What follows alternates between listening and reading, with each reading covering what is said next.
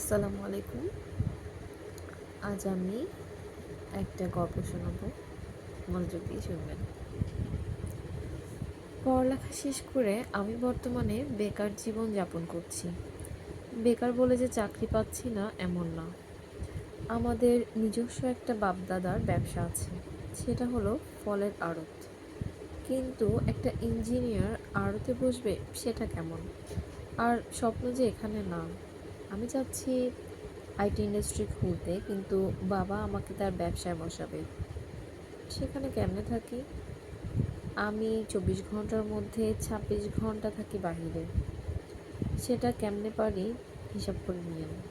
বাসায় যতক্ষণ থাকি বাবার চিল্লাচিল্লি আর আম্মুর ইমোশনাল টর্চার। কিন্তু একমাত্র ছেলে আমি, এভাবে আর চলতে দিতে পারি না। তাই রাতে বাসায় ফিরতেই আম্মুর আবার টর্চার শুরু হলো। এবার আব্বু বলল যে আমাকে নাকি তার ব্যবসায় বসতে হবে না, আমাকে আমার মতো চলতে দেবে, কিন্তু বাসা থেকে কোনো খরচ দিবে না। সেটা আমাকে জোগাড় করে নিতে হবে।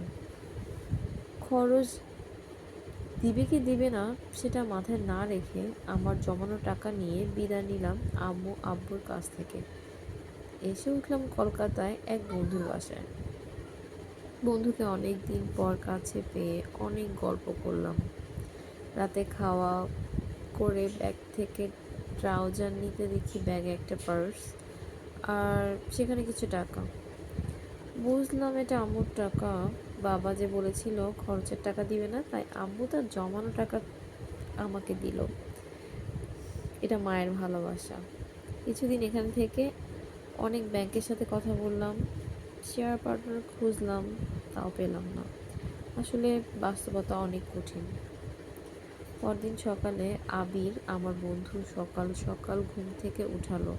বললাম, কি রে, কি হয়েছে, এমন করে কেন রাখছিস? একটা চাকরি ইন্টারভিউ আছে। প্রাণ ভরে দোয়া করছি বন্ধু, ভালো করে ইন্টারভিউ দিস। ইন্টারভিউ আমার না, ইন্টারভিউ তোর? বলিস কি? আমি তো সিভি জমা করে দিয়েছি। দূর, আমি ইন্টারভিউ দিব না। তোকে দিতেই হবে। KS ডেভেলপমেন্ট ইন্ডাস্ট্রিতে বসের একজন পার্সোনাল অ্যাসিস্ট্যান্ট নিয়োগ দিচ্ছে। আমি চাকরি করব না। এতে তোর ভালো হবে। এতে তোর চলার খরচের পাশাপাশি একটু অভিজ্ঞতা হবে, তাছাড়া ভালো ডিলারদের সাথেও পরিচয় হবে। তারপর ভেবে দেখলাম হাত খরচ তো আম্মুকে বললে দিবে, কিন্তু আম্মুর উপর চাপ সৃষ্টি করা ঠিক হবে না। আর যদি জমানো টাকাগুলো শেষ করে দেই তাহলে পরে আর আমার হিটলার বাবা আর টাকা দিবে না। আমাকে তাহলে আবার ফিরে যেতে হবে। আচ্ছা, ঠিকানা দে। তারপর ওর দেওয়া ঠিকানার উদ্দেশ্যে আমি বেরিয়ে পড়লাম আমার গন্তব্যস্থানে।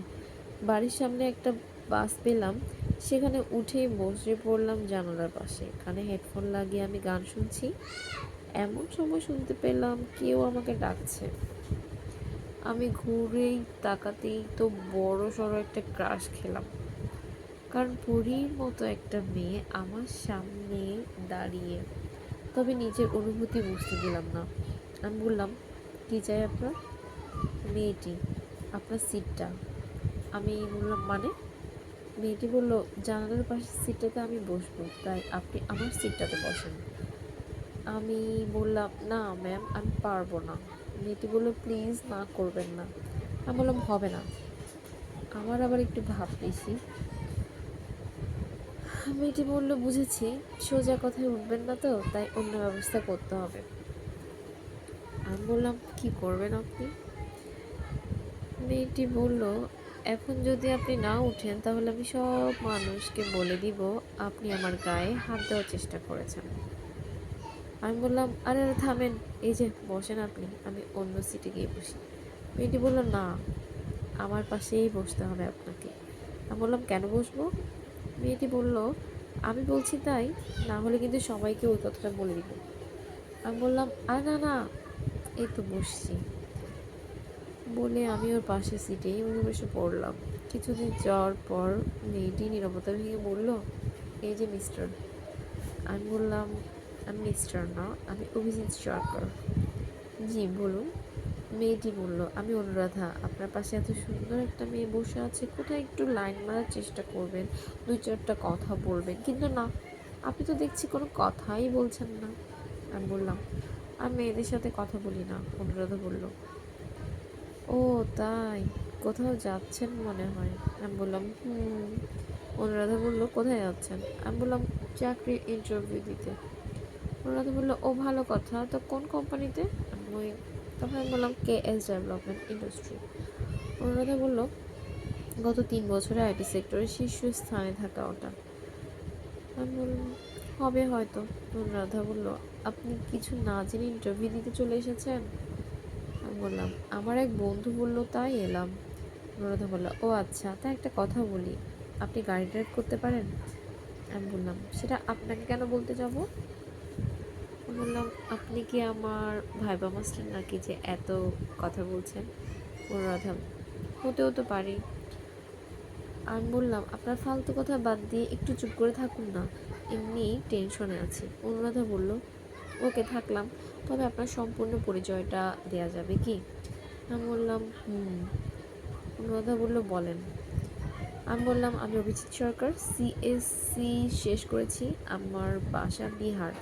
ওর সাথে কথা বলতে বলতে আমার জায়গায় এসে আমি নেমে পড়লাম। দেখলাম অনুরাধাও নেমে পড়লো। অনুরাধা নেমে একটা গাড়িতে উঠে চলে গেল। ও চলে যাওয়াতে আমার মনটা একটু হলেও খারাপ হলো বটে, কারণ ওর কণ্ঠে একটা মায়া আছে, দেখতেও অনেক সুন্দর। এক কথায় আমার মনের মতো একটা মেয়ে। যাই হোক, এসব ভাবতে ভাবতে আমি একটা ট্যাক্সি করে কোম্পানিতে এসে পৌঁছলাম। বিশাল বড় একটা কোম্পানি, অনেক লোক আসছে ভাইবা দিতে। অনেকক্ষণ বসে থাকার পর আমার ডাক আসলো। আমি উঠে স্যারের রুমের দিকে পা বাড়ালাম। ভিতরে যাওয়ার আগে বললাম, আসতে পারি? জি আসেন, একটা মেয়ে বলল। আমি ভিতরে ঢুকে সামনের দিকে তাকাতেই হা হয়ে গেলাম, কারণ সেখানে বসে আছে আমার সাথে বাসে আসে সেই মেয়েটা, অনুরাধা। আমার এমন অবস্থা দেখে বলল, কি মিস্টার রবি, ওখানেই দাঁড়িয়ে থাকবেন নাকি সামনে আসবেন? আমি এগিয়ে গিয়ে বললাম, জি ম্যাম। অনুরাধা বলল, বসেন। আমি, থ্যাংক ইউ ম্যাম। অনুরাধার পাশে একটা পুরুষ মানুষ বসে আছে, তাকেও বলল, এবার আপনি একটু বাইরে থেকে ঘুরে আসুন। আঙ্কেল, আঙ্কেল, ওকে মামুনি, তুমি থাকো, আমি গেলাম বললেই ওই আঙ্কেল চলে গেল। আর তখনই অনুরাধা বলল, কি অভিজিৎ সাহেব গাড়ি ড্রাইভ করতে পারেন তো? আমি বললাম, হ্যাঁ ম্যাম পারি, কিন্তু আমি তো ড্রাইভার হতে আসিনি। অনুরাধা বলল, সেটা ঠিক আছে, তবে আপনার ওই চাকরিটার বেতন কত সেটা তো জানেন? আমি বললাম, কিন্তু ম্যাম আমি তো ড্রাইভার হতে আসিনি, আমি চেয়ারম্যানের PS হিসেবে জয়েন করতে এসেছি। অনুরাধা বলল, তাই, একজন PS যেমন তার স্যারকে পরামর্শ দেয় তেমনি সেবাও দেয়, আর আমরা আপনাকে এই কাজের জন্য 1 লক্ষ টাকা করে দিব, যা অ্যাসিস্ট্যান্ট ম্যানেজার স্কিলের। পরে কি যেন ভেবেও না করলাম না, কিন্তু আর কিছু না ভেবে হ্যাঁ করে দিলাম। আমি বললাম, আচ্ছা ম্যাম, আমি রাজি।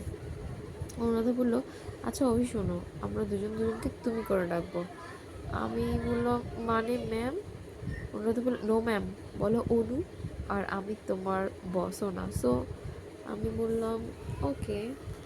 অনুরাধা বলল, আর শোনো, আব্বু তো কাল বিদেশে যাবে, তাই কোম্পানিটা আমাকে দেখতে হবে, তোমাকে আমাকে সর্বোচ্চ সহায়তা করতে হবে, PS হিসেবে না, বন্ধু হিসেবে, আর বাসের ঘটনার জন্য সরি। অনু বলল, আমি বললাম, ওকে ম্যাম। না মানে, ওকে অনু। অনু বলল, আর শোনো, আজকে থেকে তুমি আমাদের বাসায় থাকবে। আমি বললাম, কিন্তু আমার তো থাকার জায়গা আছে। অনু বলল, ওটা বাদ, আর তুমি আমাকে একা রেখে যেতে পারো না, বন্ধু না, এখন চলো বাসায় যাব, আর তোমার যা যা লাগে দুপুরে এসে কিনে নিয়ে যাবে। আমি অনুর সাথে তাদের গাড়িতে করে ওদের বাড়ির সামনে এসে নামলাম। বিশাল বড় একটা বাড়ি ওদের। আমি ধীরে ধীরে ওদের বাড়ির দিকে হাঁটা শুরু করলাম, এবং বাড়ির ভিতরে ঢুকতেই আমি তো চমকে গেলাম, কারণ আমি বাড়িতে ঢুকতেই তো অবাক হয়ে গেলাম, কারণ সেখানে বসেছিল আমার বাবা আর তার বন্ধু সুদীপ্ত সেন। আঙ্কেলকে প্রণাম করে বাবাকে বললাম, আব্বু তুমি এখানে কেন? আব্বু বললো, কেন? আমি বুঝ আমি বুঝি আসতে পারি না এখানে? আমি বললাম, আরে সেটা বলছি না, তুমি স্যারকে চিনো কিভাবে? আঙ্কেল বললো, কে তোমার স্যার? অনু। আব্বু, তোমরা যেভাবে প্ল্যান করেছো ঠিক সেভাবেই হয়েছে আঙ্কেল, এই না হলে আমার লক্ষ্মী মামুনি। আমি বললাম, অনু, আমি তো কিছুই বুঝছি না। আঙ্কেল একগাল হেসে বললো, সোজা জিনিস তুমি বুঝতে পারছো না। আব্বু বললো, আরে পাগল, তোর স্যারই আমার বন্ধু সুদীপ্ত, আর অনু তার একমাত্র মেয়ে। অনেক বছর আগে একবার আমাদের বাসায় গেছিল ও, এবার বুঝলি? আমি বললাম, আর প্ল্যান? আঙ্কেল বলল, তোমার আব্বু গতকাল এখানে এসেছিল, কথা বলতে পারে, তোমার কথা বলল, তুমি কি করতে চাও না চাও সব বলল। তাই আমি তোমার আব্বুকে বললাম, এভাবে তো তুমি আর শুরু করতে পারো না, তার চেয়ে বরং তুমি কয়েকদিন আমাদের এখানে থাকো, কাজটা ভালোভাবে বুঝো, একটু পরিচিতও বাড়াও। অনু বলল, আব্বুর কথা মতোই তোমার বন্ধুর মাধ্যমে তোমার কাছে সংবাদটা পৌঁছানো হয়, আর আমার তোমাকে বাস থেকে ফলো করাটাও। আর কি, আশা করি বুঝতে পেরেছো। আমি বললাম, একটা মাস্টার প্ল্যান। আব্বু বলল, আচ্ছা সুদীপ, আমি এখন যাই। অনু বলল, আঙ্কেল, অভি এখন থেকে আমাদের এখানে থাকবে। আব্বু বলল, তোমার যেমন ইচ্ছা মামুনি, আমি এখন আসলাম, বলে আব্বু চলে গেল। তারপরে অনু আমাকে আমার রুমে নিয়ে গেল। রুমে গিয়ে তো দেখি পুরো রুম চমৎকারভাবে সাজানো। অনু বলল, অবাক হওয়ার কিছুই নেই, তোমার জন্য সাজানো হয়েছে, এখন হাত মুখ ধুয়ে খেতে এসো। তারপর দুপুরের খাবার শেষ করে অনুর সাথে মার্কেটে যাই, কিছু কেনাকাটা করি, আর বাসায় ফিরে আসি। রাতে খাওয়ার টেবিলে বসেছি, আন্টি বলল, অভি, তোমাকে সেই কত ছোট দেখেছিলাম, এখন তো অনেক বড় হয়ে গেছো। আমি বললাম, আন্টি, আপনাদের সাথে অনেক বছর পর দেখা। আঙ্কেল বলল, কাজের চাপে আর যাওয়া হয়নি, আর তোমরাও তো আসোনি। আমি জবাব না দিয়ে রাতের খাবার খেয়ে এসে সোজা রুমে বসে ফোন টিপছি। এমন সময় অনু আমার রুমে আসলো। আমি বললাম, আরে অনু, তুমি? অনু বললো, কেন, আসতে পারে না বুঝি? আমি বললাম, আরে অবশ্যই আসতে পারো, তোমাদেরই তো বাসা, তোমার যে কোনো জায়গায় যাওয়ার অধিকার আছে। অনু বললো, সেটা অবশ্যই, কিন্তু তোমার মনে হচ্ছে না তুমি কেমন চেঞ্জ হয়ে গেছো? আমি বললাম, কেমন? অনু বললো, যখন তোমাদের বাসায় গেছিলাম তখন তুমি কত সুন্দর করে কথা বলতে। আমি বললাম, তখনকার সময় আর এখনকার সময় এক না, আর এখন আমি তোমাদের অফিসের কর্মচারী। উনি বললো, কর্মচারী তো তুমি আমার না, আর বললাম না আমি তোমার বন্ধু, আর এখন থেকে আমার সাথে স্বাভাবিকভাবে আচরণ করবে। আমি বললাম, ওকে। উনি বললো, আচ্ছা আমি এখন যাই, কালকে সকালে তাড়াতাড়ি উঠতে হবে, আব্বুকে এয়ারপোর্টে দিয়ে এসে অফিসে যেতে হবে। আমি বললাম, ওকে, গুড নাইট। গুড নাইট বলে অনু চলে গেল। যাই হোক, আমিও ঘুমিয়ে পড়লাম। সকালবেলা কারো কোমল হাতে স্পর্শ পেলাম আমার মুখের মধ্যে, চোখ খুলতেই দেখতে পেলাম অনু আমার নাক ধরে টানছে। এটা দেখে আমি অনুকে বললাম, আরে কি হলো, আমার নাক টানতে টানতে বড় করে দিবে নাকি? অনু বলল, দিবই তো, কারণ সে কখন থেকে ডাকতেছি আর মহারাজ আরো বেশি করে ঘুমাচ্ছে। আমি বললাম, নাক বড় হলো আমাকে তো আর তখন কেউ বিয়েই করবে না, তখন আমার কি অবস্থা হবে? অনু বলল, কেউ করবে কিনা যায় না, তবে একজন আছে এখনো অপেক্ষায়। আমি বললাম, মানে? অনু বলল, কিছুই বোঝো না, গর্দভ একটা। আমি বললাম, ওই আমাকে গাধা বলবা না, বলে দিলাম। অনু বলল, ওকে বলবো না, এখন উঠে ফ্রেশ হয়ে আসো। আমি বললাম, এত সকাল সকাল কেন? অনু বলল, কাল রাতে না বললাম। আমি বললাম, ও আচ্ছা, ঘুমে সব গুলিয়ে গেছে। ফ্রেশ হয়ে তাড়াতাড়ি নিচে যাওয়ার আদেশ জারি করে ও চলে যায়। আমি ফ্রেশ হয়ে নাস্তা করে এয়ারপোর্টের উদ্দেশ্যে রওনা দিই। যেতে যেতে আঙ্কেল এই ইন্ডাস্ট্রি ঘর গল্প করেন, আঙ্কেলকে নামিয়ে দিয়ে সোজা অফিসের দিকে রিটার্ন করলাম। আজ আমার প্রথমে একটু অন্যরকম ফিলিংস হচ্ছে, মানে অনুকে দেখলে কেন জানি একটা অন্য ফিলিংস কাজ করে। এসো, তোমার পরিচয় করে দিয়ে, অনু বলল। তারপর ও বোর্ড মিটিং কল করে। অনু বলল, আব্বু আজ 1 সপ্তাহ কাজে বিদেশে থাকবে, সেটা সবার জানা, তাই আব্বুর এই অনুপস্থিতিতে যাতে অফিসের উপর প্রভাব না ফেলে, তাই আব্বু এই কাজ আমাকে বুঝিয়ে দিয়েছে। আমি চাই আপনারা আমায় এ কাজে সম্পূর্ণ সাহায্য করবেন, কারণ আপনারা আমার বয়সে এবং অভিজ্ঞতায় দুদিক থেকেই বড়। এমডি বলল, অবশ্যই, আমরা তোমাকে সর্বোচ্চ সাহায্য করবো। অনু বলল, আপনার উপর আমার আস্থা আছে আঙ্কেল, সকলকে ধন্যবাদ। শেষ করার আগে আরেকটা কথা, আপনাদের সকলের সাথে একজন নতুন সদস্যের পরিচয় করে দিব। তারপর অনু অভিকে ডাকে। অনু বলল, এই হলো অভিজিৎ সরকার, আজ থেকে আমাদের নতুন সিইও অভি। তারপর সকল বোর্ড সদস্যদের সাথে পরিচয় হয়ে সবাই আমাকে অভিনন্দন জানায়। অনু বলল, চলো অভি। আমি বললাম, কোথায়? অনুর চোখ বন্ধ করো, সারপ্রাইজ আছে। তারপরে অনুরাধা আমার চোখ বন্ধ করে আমাকে আরেকটা কেবিনে নিয়ে যায়। চোখ খুলে তো আমি হতবাক, কত সুন্দর করে এই কেবিনটি সাজানো। মনে হচ্ছে এটা কোনো কর্মচারীর কেবিন না, এটা অফিসের বসের কেবিন। এই অফিসের বস আর অনুর কেবিন থেকে কোনো অংশে কম না। অনু বলল, এটাই তোমার কেবিন, এখান থেকে তোমার স্বপ্নের যাত্রা শুরু শুরু হোক আজ থেকে তোমার সকল লক্ষ্য পূরণের অভিযান। তোমাকে বর্ষসেরা প্ল্যান ডেভেলপার হতে হবে, তাহলে তোমার স্বপ্নের পথ আরও সহজ হবে। আমি বললাম, ধন্যবাদ তোমাকে। উনি বললো, ধন্যবাদ কেন? আমাদের মধ্যে কি ধন্যবাদের সম্পর্ক? আমি বললাম, আচ্ছা সরি। অনু বলল, না না, সরিও না, বন্ধুকে নো সরি নো থ্যাঙ্কস। আর তোমার কিছু প্রয়োজন হলে অফিসের যে কাউকে বলবে, তারা এনে দিবে। আর সংশয় হলে আমাকে বলবে। তাহলে এখন শুরু করো তোমার কাজ, বেস্ট অফ লাক। তারপরে অন্য চলে যায়, আমিও আমার কাজে লেগে পড়ি। আজ থেকে যে আমার একটাই লক্ষ্য, আমার স্বপ্নের পথ সহজ করা। দুপুরের দিকে সব টিম লিডারদের নিয়ে একটা মিটিং করি। কার কী প্ল্যান তা শুনি। মিটিং শেষে এবার কেবিনে গিয়ে বসি একটু রেস্টের জন্য। কিছুক্ষণ পরে অনু কফি নিয়ে কেবিনে প্রবেশের অনুমতি চাচ্ছে। অনু বলছে, ভিতরে আসতে পারি? আমি বললাম, কেন না, তুমি এই অফিসের বস? অনু বললো, আমার তা মনে হয় না। দেখো না, একটা বোর্ড মিটিংয়ে পরে সেই 3 ঘন্টা যাবৎ কোনো কাজ ছাড়া বসে আসছি। বসে বসে আমি বোরিং হয়ে গেছি। আমি বললাম, কেন? অনু বললো, তোমার আর আঙ্কেলের জন্য। তুমি সকল টিমের মনিটরিং করে ফেলেছো, আর আঙ্কেল সকল হিসেবের কাজ শেষ করে ফেলেছে। আর কি থাকে কোনো কাজ? আচ্ছা, তুমি কি আগে কোথাও কাজ করেছো? আমি বললাম, না, আগে কোথাও কাজ করিনি। আর তোমার কাজ নেই কে বললো? আমার এমডি আঙ্কেল, ম্যানেজার, এমডি সকলকে মনিটরিং করা উচিত তোমার। উনি বললো, তাদের কাজের প্রতি আমার বিশ্বাস আছে। আমি বললাম, আমি অবিশ্বাস করতে বলিনি, তবে মনিটরিং তোমার কর্তব্য, তাহলে কাজের ভারসাম্য থাকবে। উনি বললো, তুমি থাকতে আমার আবার কাজ করা লাগে নাকি? আচ্ছা বাদ দাও তো, এখন আমার সাথে এক জায়গায় যেতে হবে। আমি বললাম, কই যাবে? বিএফের সাথে দেখা করতে। উনি বললো, আমার দিকে রাগে হাত বাড়িয়ে ফুলে মোটা সরে বলতে লাগলো, আমার যদি বিএফ থাকতো তাহলে তোমাকে আর। আমি বললাম, সরি, আর বলবো না। আর এত রাগ করতে নেই, রাগলে তোমার মায়াবী লাগে। গলার কণ্ঠ কেমন জানি পেতনির মতো হয়ে যায়। উনি বললো, কি আর পেতনি? আমি বললাম, না। কে বললো তুই তো করি? উনি বললো, সত্যি তো? আমি বললাম, সত্যি সত্যি। উনি বললো, আচ্ছা এখন তাহলে চলো। আমি বললাম, চলো। আমি ড্রাইভ করছি আর অনু আমার পাশে বসে। সত্যি বলতে কি, আমার ফিলিংসটা অন্যরকম হয়ে গেছে। তার উপর গাড়ির গ্লাস দিয়ে প্রবেশ করা বাতাসে উড়া চলে তো আরও মায়াবী লাগছে। কিছুক্ষণ পরে অনু নিরাপদে ভেঙে বললো, আচ্ছা অভি, তুমি কখনো প্রেম করো নাই? আমি হা হা হা আসলে হাসালে আমাকে। আমি প্রেম, হা হা হা। উনি বললো, হাসো কেন? আমি বললাম, কারণ আমার মতো হালুয়া মার্কা কালুয়া ছেলেকে ভালোবাসবে আবার কি? অনু বললো, তোমাকে কে বলেছে যে তুমি দেখতে খারাপ? আমি বললাম, কেউ অবশ্য বলে নাই। অনু বললো, তাহলে কেন বললা তুমি দেখতে খারাপ? আমি বললাম, ভালো হলে তো যে কেউ প্রেমে পড়তো, তাই না? অনু বললো, নাই পারে, সেটা অবশ্য তোমার জন্য ভালো, তবে সত্যি কথা বলতে কি, সত্যি তুমি দেখতে অনেক সুন্দর। আমি বললাম, ও তাই? তাহলে তো তোমাকে ধন্যবাদ দেওয়া দরকার, কারণ একজন হলেও আমাকে ভালো বললো। উনি বললো, হয়েছে, আর পাম দিতে হবে না, ওই সামনের জায়গাটায় গাড়ি দাঁড় করাও। আমি বললাম, ওকে। অবশ্য গল্প করতে করতে আমরা দুজন অনেক দূরে চলে এসেছি। ওখানে গাড়ি পার্কিং করেই আমার দুজন বন্ধুর সাথে দেখা।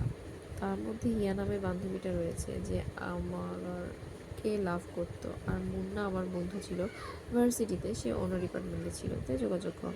যাই হোক, এসব ভাবতে ভাবতে ওদের কাছে গিয়ে বললাম, কিরে তোরা এখানে কেন?